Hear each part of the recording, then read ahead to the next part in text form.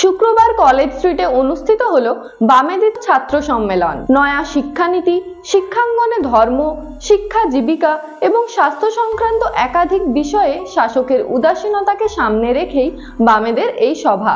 কেন্দ্রের নতুন শিক্ষানীতি নিয়ে প্রথম থেকেই সুর চড়িয়েছিল বামেরা, সে প্রতিবাদ এখনো অব্যাহত। কেন্দ্রের নয়া শিক্ষানীতি কলেজ ক্যাম্পাসগুলিতে দালাল এবং গুন্ডারাজ বন্ধ করবার পাশাপাশি ধর্ম, জীবিকা এবং স্বাস্থ্যের মতো গুরুত্বপূর্ণ বিষয়কে সামনে রেখে শুক্রবার কলেজ স্ট্রিট প্রকাশ্য ছাত্র সম্মেলন অনুষ্ঠিত করল এসএফআই, যেখানে উপস্থিত ছিলেন এসএফআই কলকাতা জেলার সভাপতি দেবাঞ্জন দে, প্রতিকুর রহমান, আতিফ নিশান থেকে শুরু করে দীপশিতা ধর সহ সিপিএমের রাজ্য সম্পাদক ও পলিট ব্যুরোর সদস্য মোহাম্মদ সেলিমও। তবে শুধু শিক্ষা নয়, সাধারণ মানুষের মর্যাদার সহিত স্বাধীনভাবে বেঁচে থাকার সপক্ষেও এদিন প্রকাশ্য সভা থেকে আওয়াজ তুলেছে বামেরা।